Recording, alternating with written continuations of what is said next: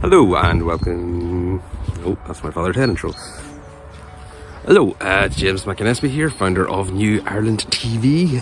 The 29th of January, spring is starting to rear its head. It's a lot brighter. The evening's getting a bit longer. Seeing some birds that I haven't seen so far. I think I might have just spotted an oriole, but I'd need to check on that. Possibly a wren as well. But anyway, I wanted to talk about yesterday. The Ireland's Future released a set of documents regarding their strategies and proposals for what to do to advance the cause of a referendum. Now, I haven't got through all those documents yet. I only received them yesterday, and I've been filming and launching a TV station. Don't know if you've heard of it, New Ireland TV, a new TV station for a New Ireland.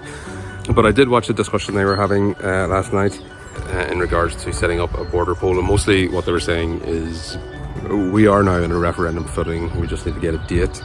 But what needs to happen is that the infrastructure of all Ireland institutions needs to be more solidified and in some cases established. So for example, there are far too many quangos and government bodies and institutions that are just doubling up the workload by just having unnecessarily parallel institutions that are effectively enforcing the same standards, because they're enforcing EU standards, so they're enforcing the same standards. There's a few exceptions to this. For example, Ireland Waterways administers the major water bodies of water across the island.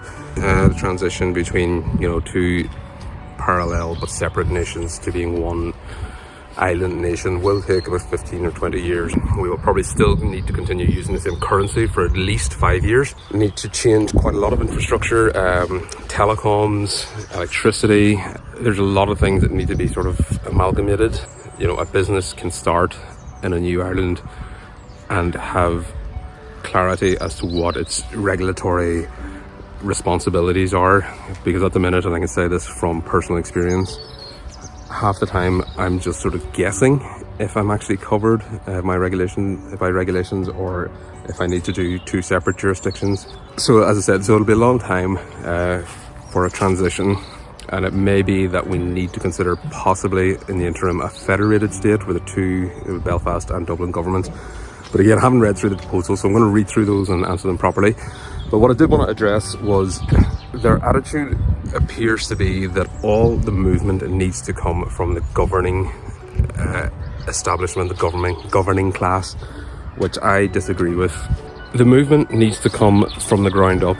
It needs to be a people-led movement. It needs to be a community-led movement. It needs to be from the people just asserting their right to self-determination.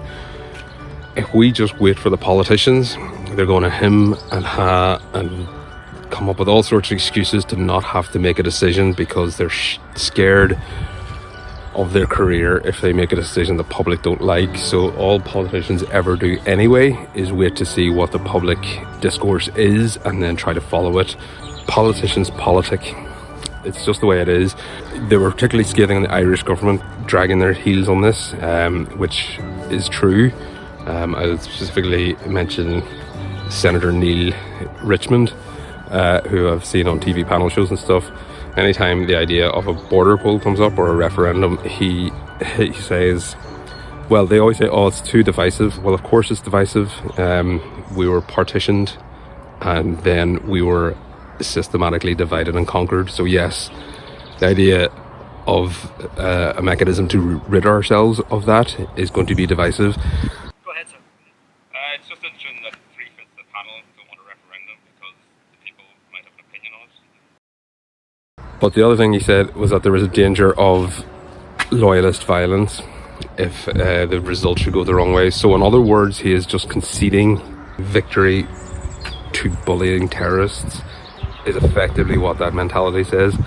If they're going to not, take a decision on the off chance that a few Michael Stone characters are going to cause a bit of havoc, that means you have just given into terrorism, which is, the thing you're not supposed to do.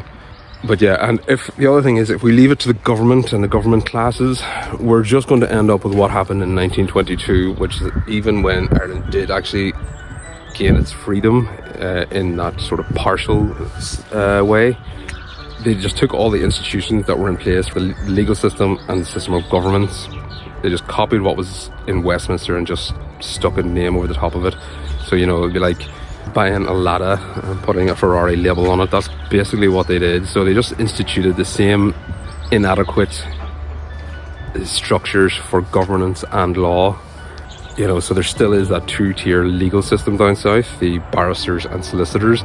There are still the government classes who think they're above the opinions of the people, who think they're just too intelligent and too well-informed to have to listen to what the people say. That mentality still reeks throughout Leinster House. All they've done really is just transplant imperialism from being controlled by Whitehall to just changing a few of the colours and transferring it mostly to the Catholic Church. So no, don't leave it to the government. We should be rising up from the bottom. We should be making protests. We should be doing civil disobedience. We should be really making our voices heard through structured protest and disruption. We should be doing these things from the ground up, not waiting for a politician to politic and, you know, shake hands in their shirt and ties and basically do everything for self-preservation, which is invariably what will end up happening. There was a study by an academic in the US in the last number of years who identified that when public engagement in a political movement reaches the tipping point of 3%, so in other words, if 3% of the population are actively getting involved in protests or marches or anything like that, when it hits that 3% tipping point, that is the point where there's no return and change will happen. That's what we need to be working towards. 3% of the population actively saying we do not want to live under the auspices of a Whitehall government anymore. We want self-determination. We want full access and benefits of being in the EU, and we want to stop paying for an imperialist system of government which does nothing but acts in the detriment of the people on the ground. And I mean that for English people, for Scottish people, for Welsh people, for Irish people, for Indian people, for Australian people, for New Zealand people, for United States people. All these systems of government that just transplanted the imperialist model, effectively the Houses of Parliament, just a different city. They are all suffering from the same issues, and it's not a coincidence. Quite a few of them are crumbling in the same manner around the same time. You know, all these English-speaking countries that were supposed to be the models of consistency throughout, you know, the 60s, 70s, 80s and 90s.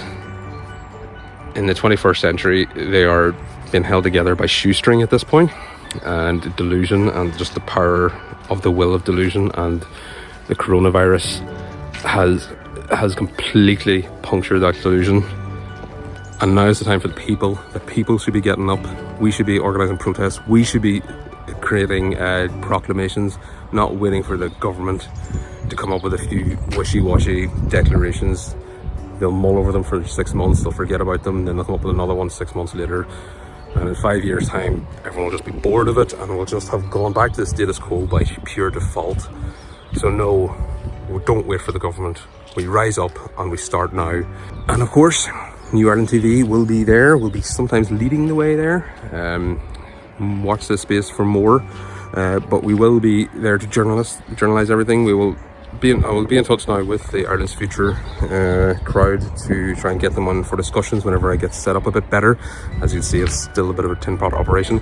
But stay tuned to New Ireland TV, a new TV station for a new Ireland.